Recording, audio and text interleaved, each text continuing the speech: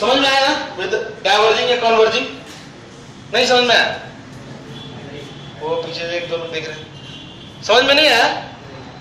एक मिनट, चलो इधर ध्यान दो, सब लोग ध्यान दो। देखो मैं एक बार बताता हूं फिर से। ये अपनी एक रे, ठीक है, ये कोई लेंस है, इस लेंस के ऊपर एक रे यहां से यूं आई और एक दूसरी रे यहां से यूं आई, ठीक है। ये आपका मान लो ऐसे जाने दो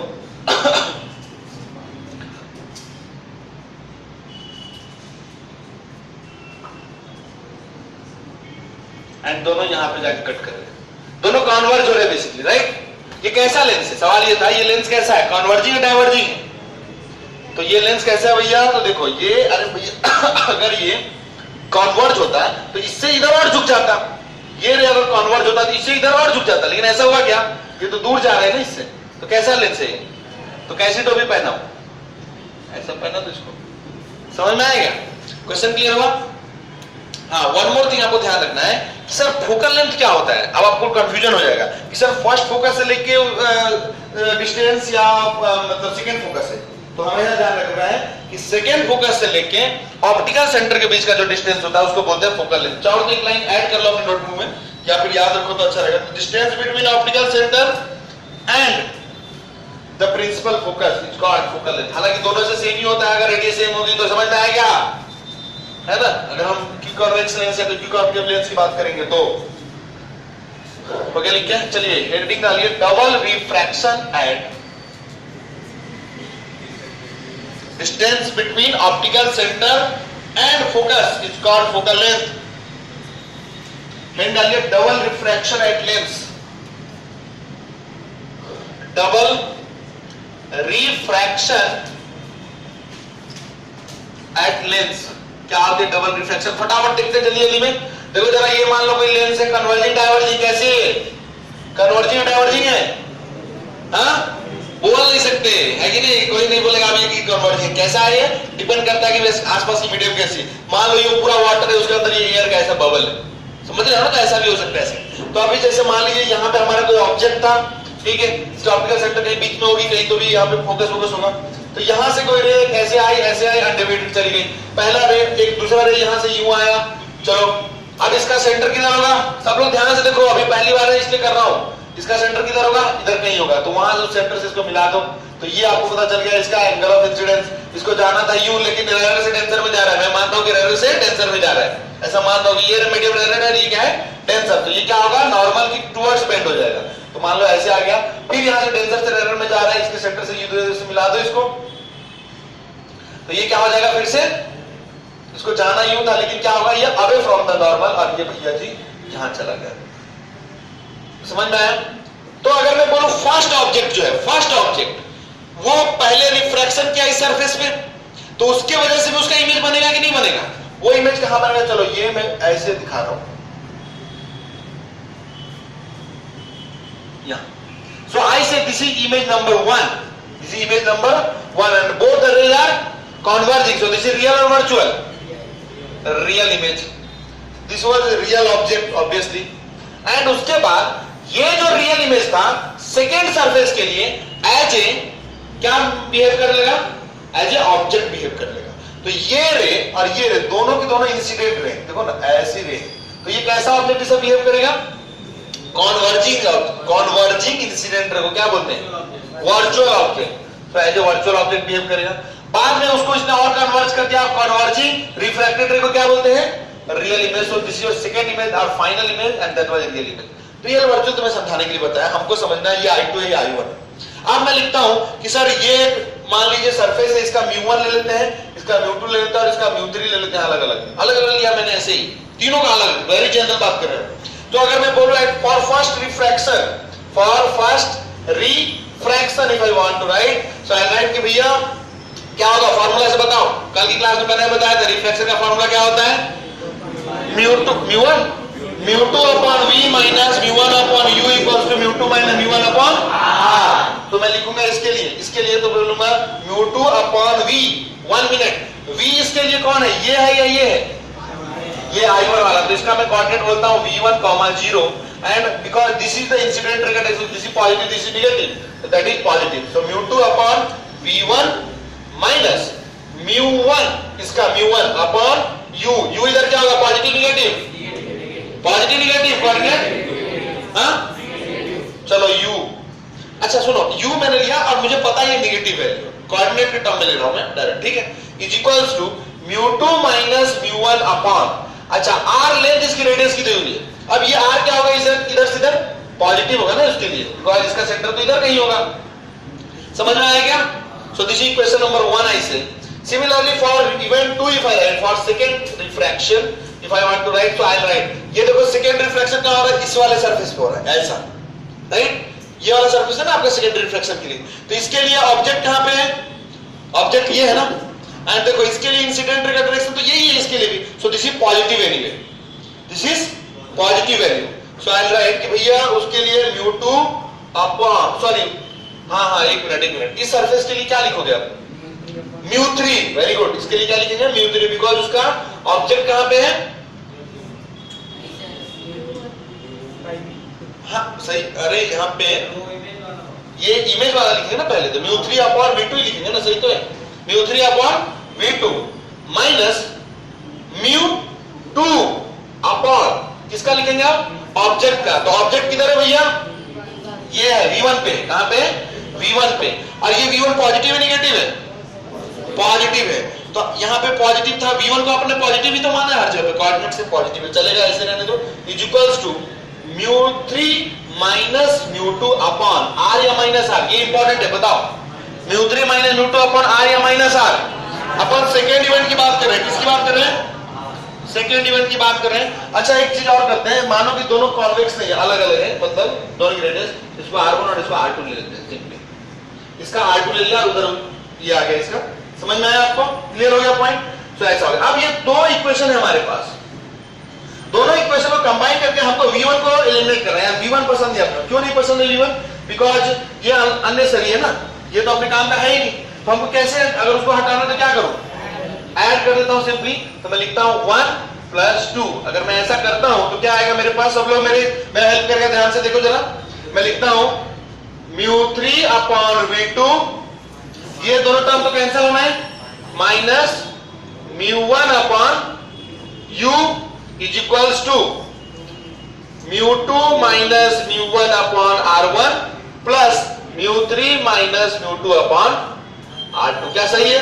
चलो नहीं, ये v2 जो है ना, v2 ये अपना फाइनल इमेज ही तो है, ये v2 है ना, इसको v, 0 बोल देते हैं, थोड़ा अच्छा लगेगा, फाइनल इमेज इसलिए, वो u में है, ये v में, तो इसको मैंने लिखा अगले स्टेप में, इसे अपना आया μ3 upon v minus μ1 upon u, sorry ये क्या हो गया, अच्छा हाँ सही है, v, राइट सही है ना, is equals to μ2 minus μ1 upon r1 plus μ3 minus μ2 upon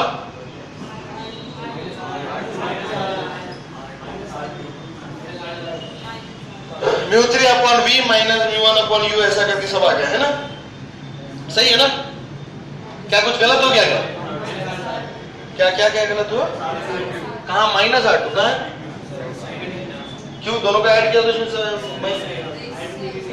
हाँ अरे यार मैं बोल रहा हूं कोऑर्डिनेट से, वो निगेटिव है तो वैल्यू, और मैं पता है मुझे निगेटिव आएगा r2 का, ठीक है निगेटिव है, क्या फर्क पड़ता है, मैं तो सिंबल है ना वो, these are the symbol not value, r2 is not value, may be negative और पॉजिटिव, ठीक है, समझ में आया आपको? तो ये आपको ना थोड़ा देर के लिए ध्यान रखना है, दो रिफ्रैक्शन, जब डबल रिफ्रैक्शन हुआ दोनों की रेडियस अलग अलग थी तब, अब मैं बताऊं कि जरूरी नहीं हर बार की उसकी रेडियस अलग हो, दोनों की अगर रेडियस भी सेम हो जाए, अच्छा उससे भी इंपॉर्टेंट, अब ये बहुत जनरल बात किया मैंने, जब यहाँ पे रिफ्रैक्टिव इंडेक्स μ1 था, यहाँ पे μ2 था, यहाँ पे μ3 था, जनरली ऐसा नहीं होगा, जरूरी नहीं है, एक किसी लेंस बना होगा किसी मटेरियल का, आसपास वाटर होगा या कुछ तो होगा, मतलब क्या μ1 इज इक्वल्स टू μ3 होगा, तो मैं अगर इस केस में ही बोलूं if μ1 is great equals to μ3, if μ1 is equals to μ3, तो क्या हो जाएगा, μ1 और μ3 इक्वल हो जाएंगे, तो कुछ होगा यहां से, μ1 और μ3 को इक्वल कर दो तो क्या आएगा अपने पास, फॉर्मूला क्या आएगा, देखो जरा और बताओ,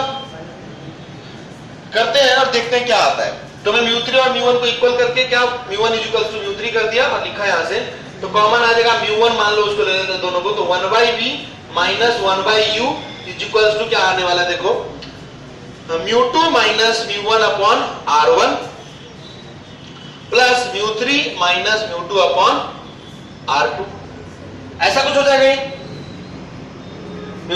अच्छा म्यू3 को फिर से म्यू1 लिख देना है ना, चलो म्यू1 लिख दिया, म्यू3 को हर जगह पे मैंने म्यू1 लिख दिया। अब जो म्यू1 का टर्म है उसको इस साइड ले आते हैं और यहां से एक टर्म लेके आते हैं बाहर। क्या बाहर आ रहा है वो देखो क्या आता है। मैं लिखता हूं 1/v minus 1/u is equals to, म्यू1 को इधर लेके आओ और म्यू1 वाले टर्म को एक साथ रखते हैं, तो क्या आएगा जरा बताओ मुझे।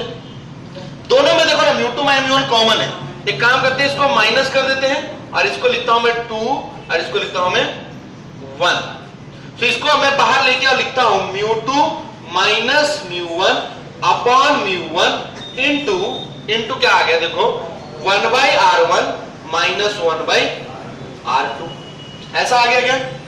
अब इसको देखने के बाद कुछ कुछ मुझे समझ में आ रहा है। क्या समझ में आ रहा है ये आप यहां से लिख लीजिए, उसके बाद मैं बताता हूं। फटाफट लिखिए 2 मिनट के अंदर।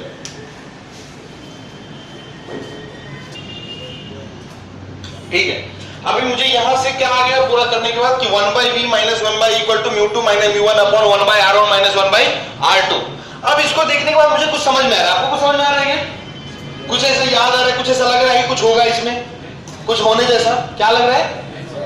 लेंस फार्मूला आपको समझ में आ रहा है। ओके, मैंने तो अभी तक पढ़ा नहीं लेंस फार्मूला, तो आगे मुझे देखूंगा। अभी तक मुझे वो नहीं समझ में आया, मैं उससे पहले को समझने की कोशिश कर रहा हूं। यार एक बात बताओ, अगर कोई ऑब्जेक्ट इनफाइनाइट पे तो वहां से रेज कैसी आती है? पैरेलल रेज आती है। एंड पैरेलल जो रेज होती है वो मिरर पे टकराने के बाद कहां कन्वर्ज करती है? गलत जवाब, फर्स्ट फोकस और प्रिंसिपल फोकस, नॉट फोकस। कहां पे? फर्स्ट फोकस पे। कन्वर्जिंग लेंस के लिए फोकस की value positive negative, converging lens के लिए कन्वर्जिंग लेंस देखो ना, और वो इधर से ले आए तो ये क्या होगा? Positive. And for diverging it is negative होगा। समझ में आया? तो चलो पहले मुझे क्या समझ में आ रहा है, ये मिटाओगे, ये वाला प्लॉट मिटाता हूं मैं।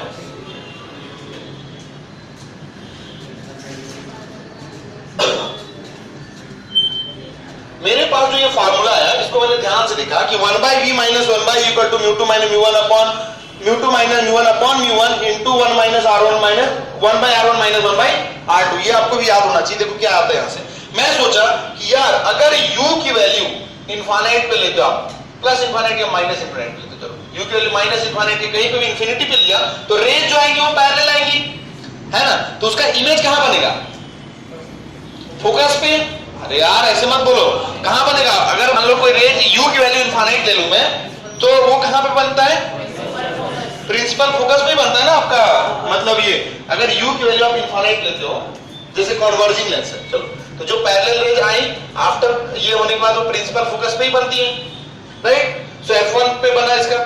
सिमिलरली अगर वो डाइवर्जिंग होगा तो आफ्टर ये ऐसे गया और वो ऐसे चला गया, एंड ये दोनों मतलब मेरा मेन एम ये है कि फोकस पे ही बनता है, हाँ फर्स्ट फोकस पे।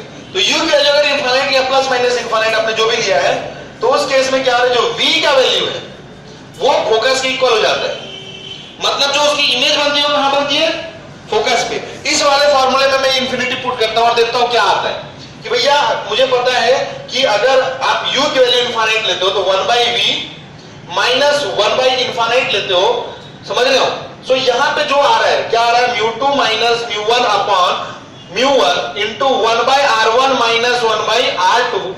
This is nothing but focus 1/f होना चाहिए, बिकॉज़ ये term is zero. As you told me कि सर इनफिनिटी पे लोगे तो कहां पे बनेगा? ये f पे। सो 1/v की जगह पे मैं डायरेक्ट 1/f लिख दूं क्या? क्या समझ में ना? यहां से मुझे एक चीज क्लियर हो गया। क्या क्लियर हुआ? कि sir 1/f is equals to म्यू2 माइनस म्यू1 अपॉन म्यू1 इनटू 1/r1 माइनस 1/r2। सब लोग बोलो यार, समझ में आ रहा है क्या? हाँ या ना? सब लोग बोलो, समझ में आ रहा है क्या? सर ये जो फार्मूला है इसको बहुत अच्छे से याद रखना है। This is called as lens maker formula. क्या बोलते हैं इसको? लेंस मेकर फार्मूला बोलते हैं। समझ में आया कैसे आया इसको लेंस मेकर फार्मूला? ओके, एक मिनट रुकिए, थोड़ा एक चीज और इसमें ऐड कर लीजिए। अब अगर ये लेंस मेकर फार्मूला है तो मैं इसको बोलता हूं इक्वेशन नंबर 2i से, एंड दिस वाज कहां गया ये? This was your equation number 1। अगर मैं ये दोनों इक्वेशन को ढंग से देखूं तो क्या मुझे समझ में आ रहा है कुछ? फ्रॉम 1 and 2, और इधर यू से दिस इक्वेशन है a equation and this lens maker formula है b equation. So from a and b से क्या पता चल रहा है कि जो राइट साइड है वो क्या है?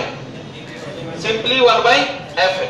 सो मे आई राइट कि अगर from a and b, from equation a and b if I want to say, so may I write कि 1 by v minus 1 by e equals to 1 by, इसको क्या बोलते हैं?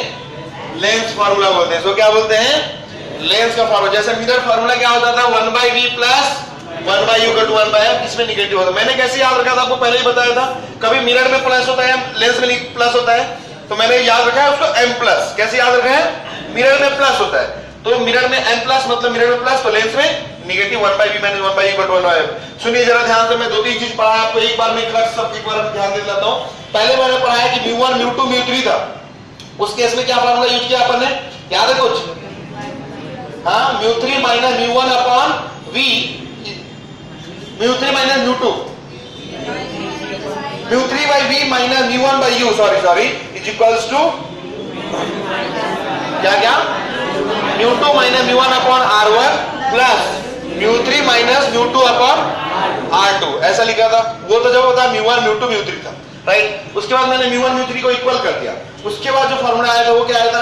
1 by v minus 1 by u is equals to μ2 minus μ1 upon μ1 1 by r1 minus 1 by r2। Okay, उसके बाद मैंने बोला कि लेंस मेकर फार्मूला, ये जो इसका राइट साइड है दैट इज फोकल लेंथ का inverse. So 1 by f is equals to μ2 minus μ1 upon μ1 into 1 minus r1 minus 1 by r2। ठीक है, क्लास के बाद मिलेंगे। क्या बताया था मैंने कि 1 by v minus 1 by u equals to μ2 minus μ1 upon μ1 into 1 minus r1 upon 1 by r1 minus 1 by r2। This is called as lens maker formula, right. ये मैंने बताया था। उसके बाद क्या बताया था? ये हो गया। और क्या बताया? हाँ, लास्ट में उसी को f से इक्वेट कर दिया, बोला लेंस में इक्वेशन हो गया 1 by v minus 1 by u equals to 1 by f। फटाफट लिखिए और एक सवाल लिखिए यहाँ पे, फटाफट इसको लिख लीजिए पहले।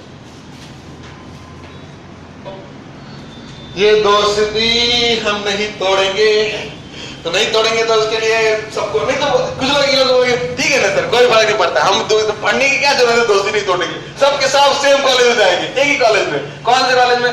तो कहीं भी चले जाते हैं, मतलब कोई भी एवरेज लेवल कॉलेज में चले जाएंगे, तो वो अच्छा नहीं होगा। बेटर एग्जाम्पल सेट करना है आपको, तो क्या करना पड़ेगा? ये जो दोस्ती आपने मेंटेन किया है उसको मेंटेन करो अच्छे कॉलेज तक ले जाकर, है ना। Get into IIT bye, it's very easy to get into IIT, really if you are really very serious and focused. अगर आपके पास फोकस है, आप सब कुछ अचीव कर सकते हो, बिलीव मी। जिसके पास फोकस है, जो पर्सन स्ट्रिक्ट है, he is very strict about his regulation and rules, he will achieve everything. Be very rigid to yourself, है ना, and very flexible to others, है ना। नहीं क्या इतना हम बहुत rigid है, हम बात नहीं करेंगे तो वो थोड़ा रिलेशनशिप खराब हो जाएगा। So flexible to others but rigid to yourself. Okay, by the way, so हमने लिख दिया 1 by f equal to μ2 minus μ1 upon μ1 into 1 by r1 minus 1 by r2। This is called lens maker formula. क्या बोलते हैं इसको यार? Lens maker formula बोलते हैं। इसके बाद ये वाला फार्मूला हमको याद रहना चाहिए, क्या है ये? 1 by v minus 1 by u equals to, बोलो क्या है? μ2 minus μ1 upon μ1 into 1 by r1 minus। Okay, याद रहेगा। चलिए एक सवाल लिखते हैं छोटा सा, फटाफट देखते हैं कौन जल्दी से आंसर देता है। लिखो फोकल लेंथ, इसको नोट लिख लो या क्वेश्चन लिखो या जैसे लिखना लिखो, लेकिन अच्छे से लिखो इसको। Focal length of a equiconvex and focal length of a equiconvex and equiconcave glass lengths of radius of curvature r is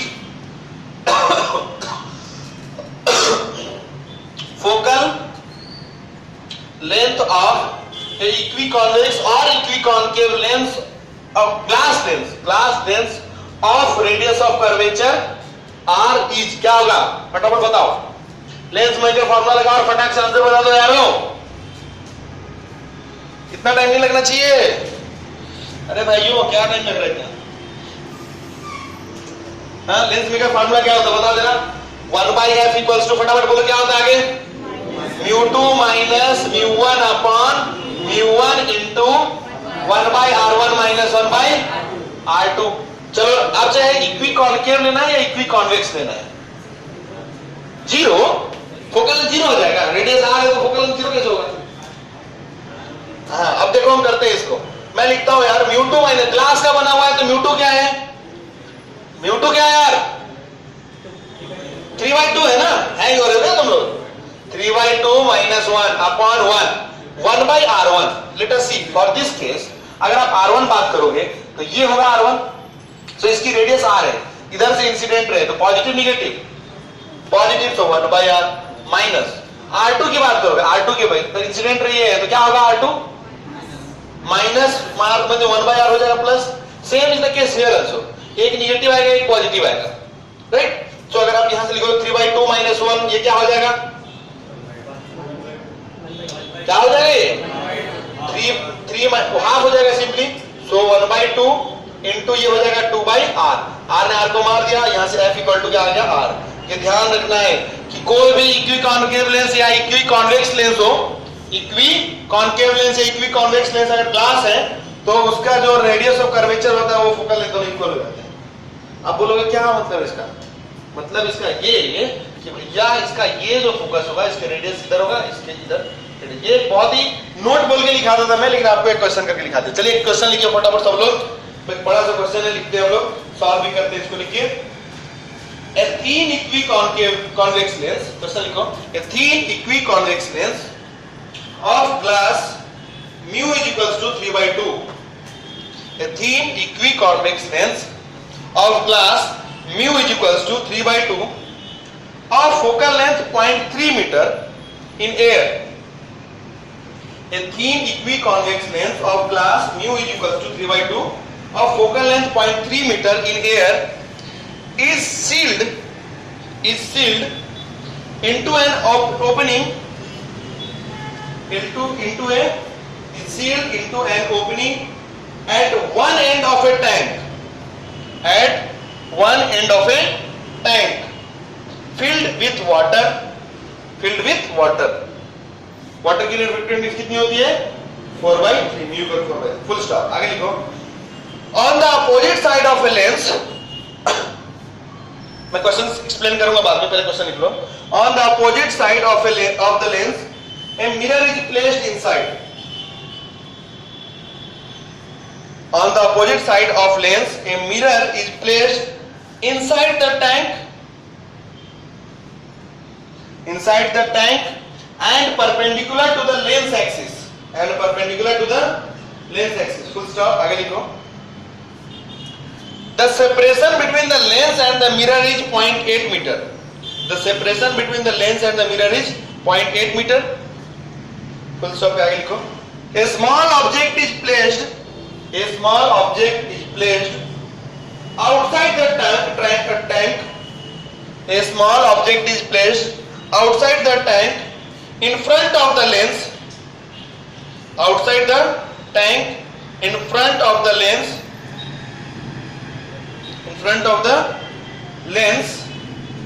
at a distance of 0.9 meter on the lens axis। lens axis मतलब principal axis होगा और कुछ नहीं। at a distance of 0.9 meter on the principal axis or lens axis, full stop। find the position of the image with respect to lens formed by the system, find the position of image with respect to lens formed by the system,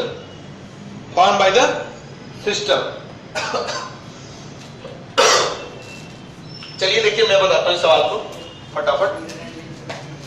सवाल क्या है जरा अच्छे समझते हैं। बोल रहा है कि एक वाटर टैंक है, उसका जो एक ओपनिंग है उसको लेंस के थ्रू सील कर दिया जाए। मतलब ये देखो, और उसका जो एक साइड है, इसको ना थोड़ा डायग्राम की तरह बनाते हैं।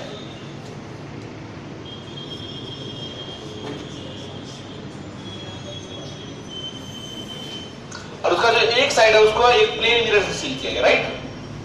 इसके अंदर क्या भरा हुआ है, वाटर भरी हुई है। समझ में आया, सीन समझ में आया। इन दोनों के बीच का डिस्टेंस कितना है, आई थिंक 0.8 मीटर है। लेंस एंड मिरर के बीच का डिस्टेंस कितना है, 0.8 मीटर है। ओके 0.8 मीटर है। अच्छा, और ऑब्जेक्ट जो है ना इस लेंस एक्सिस पे रखा हुआ है, और वो कितने डिस्टेंस पे है, यहां से 0.9 मीटर पे रखा हुआ है। ओके, इस तरह से रखे हुए हैं सब। हमसे क्या सवाल पूछा जा रहा है कि find the position of the final image made by the system with respect to lens. ठीक है, और कुछ दिया हुआ है क्या अपने को लेंस के बारे में?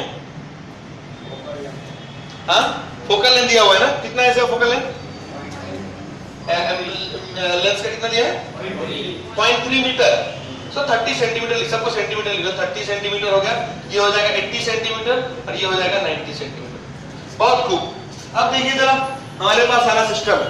अब आप जरा ध्यान से देखोगे तो यहाँ से जो रे आएगी, एक रे तो इस पे आएगी और अनडिवाइडेड चली जाएगी ऑप्टिकल एक्सिस से पास करके, एक दूसरा रे जो यहाँ से यू आया, आपको देख रहे हैं कन्वर्जिंग है या मतलब डाइवर्जिंग लेंस है? कैसी लेंस है? नहीं बोल नहीं सकते अभी, अभी ध्यान से देखिए। अब ये सवाल जो हुआ ना जनरल हो गया, μ1 μ2 μ3, कुछ याद आ रहा है आपको? हुआ कि नहीं हुआ? तो मैं डायरेक्ट लिखता हूं फॉर इवेंट 1, बाद में उसका डायरेक्ट डायग्राम बना दो। फॉर इवेंट 1 मैं लिखूंगा μ3 upon v minus μ1 upon u is equals to μ2 minus μ1 upon r1, ऐसा ही होगा ना, plus μ3 minus μ2 upon r2। Let's put the values. Now I put कि भैया अच्छा इसके रेडियस के बारे में तो कुछ नहीं बोला है ना? रेडियस के बारे में कुछ बोला है क्या? नहीं बोला है। सो μ3 अपॉन v, μ3 अपॉन v डालो ना, वैल्यू डालो। μ3 की वैल्यू कितनी है अपने पास? μ3 क्या है इस केस में? अरे यार ये μ1 है, ये μ2 है, ये μ3 है। सो क्या होगा 4/3। तो डालो वैल्यू डालो 4/3, 4/3, 4 अपॉन 3v माइनस μ1 की वैल्यू कितनी है 1, तो 1/u is equals to μ2 minus μ1, μ2 की वैल्यू कितनी है 3/2 माइनस 1 अपॉन r1 की वैल्यू कितनी है? अच्छा एक मिनट, क्वेश्चन को पढ़े जरा। क्वेश्चन में क्या r1 दिया या रेडियस ऑफ फोकस दिया हुआ है? द फोकल लेंथ, हां फोकल लेंथ 0.3 मीटर दिया हुआ है, राइट? हाँ, अब एक चीज पूछो आपसे, आपको पता है कि ग्लास का अगर लेंस होता है इक्वी कॉन्वेक्स या इक्वी कॉन्केव तो उसकी फोकल लेंथ और रेडियस दोनों सेम होती है, तो डायरेक्ट इसका फोकल लेंथ होगा वही रेडियस हो जाएगा। तो रेडियस क्या ले लूं यहाँ पे 30 ले लूं क्या? r1 पॉजिटिव ना, इस डायरेक्शन में तो पॉजिटिव, ठीक है। प्लस 30 लिया, प्लस 30 सेंटीमीटर। कोई कष्ट किसी को बोलो नहीं, सब सही है, ओके। अगले में लिखूंगा μ3 माइनस μ2, तो μ3 कितनी है 4/3, μ2 कितना है 3/2, r2 कितना है -30, वेरी गुड। r2 क्या है -30, समझ में आया? Now let us find the value of क्या u तो आपको पता ही है सर 90 है, उधर की ओर है तो -90 होगा, सही है ना? -90 होगा ना u की वैल्यू।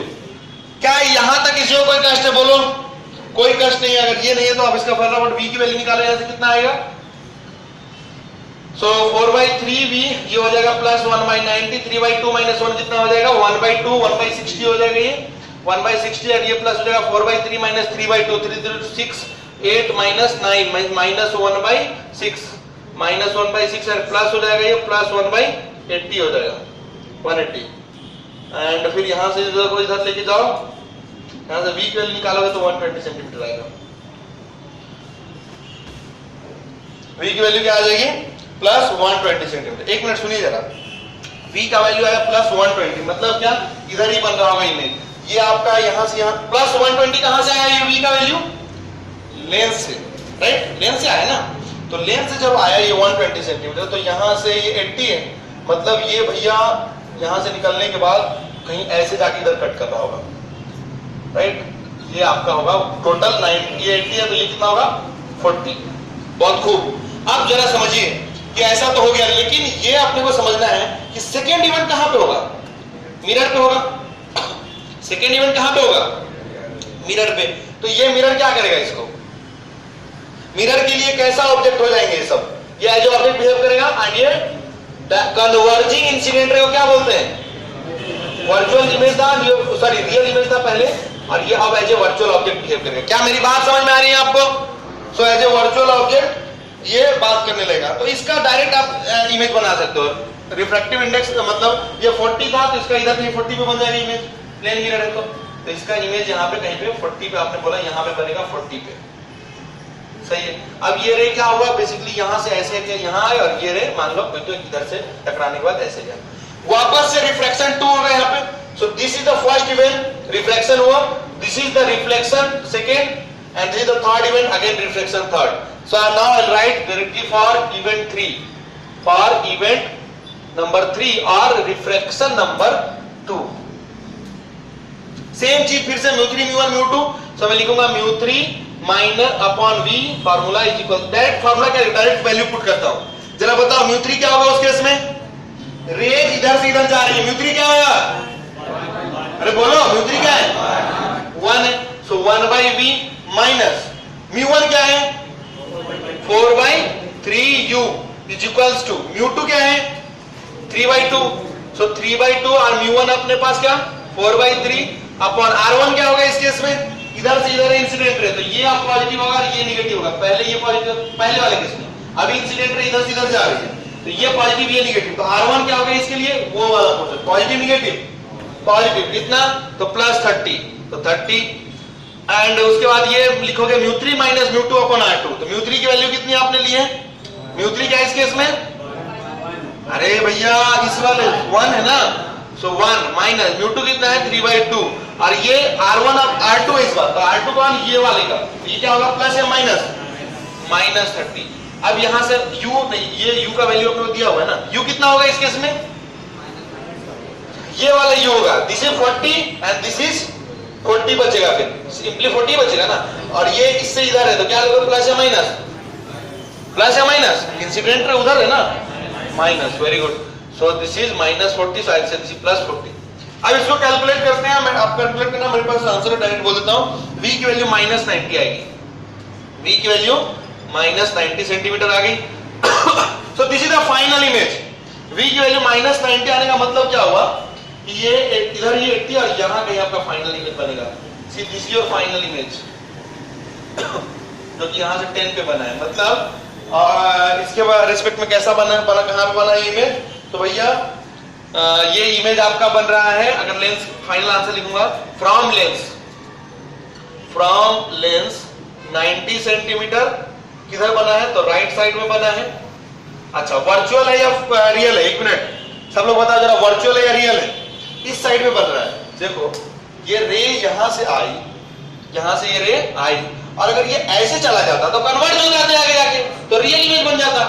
ये जरूर डाइवर्ज हुआ होगा ऐसे, या फिर डाइवर्ज हो के मतलब ऐसे डाइवर्ज हो गया, इसलिए तो पीछे की ओर, तो दोनों की दोनों डाइवर्जिंग अगर रिफ्रैक्टेड रे होते हैं तो उस इमेज को क्या बोलते हैं? क्या बोलते हैं? रिफ्रैक्टेड रे है लेकिन डाइवर्जिंग है, तो क्या बोलोगे उसको? Virtual image. So this is virtual image. Final answer अपना ये हो गया। फटाफट लिख लो इसको।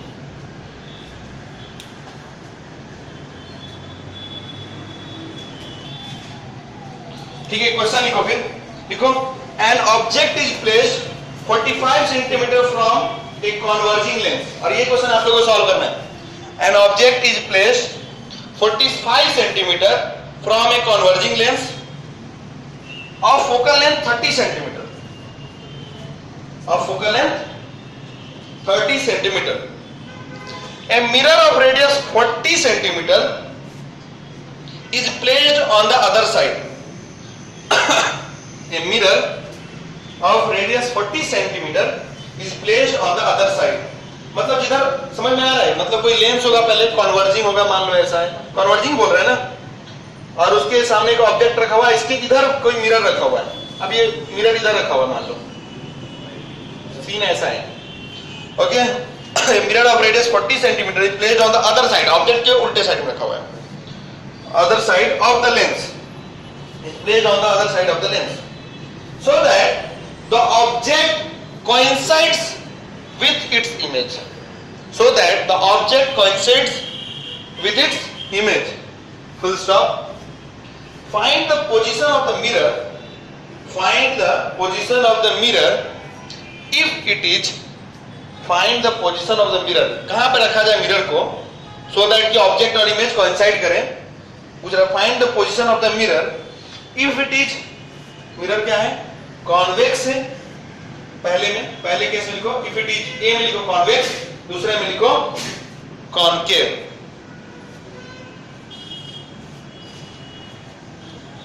पहले में लिखो कॉन्वेक्स, फिर लिखो कॉनकेव। ठीक है, so all of you please solve this question।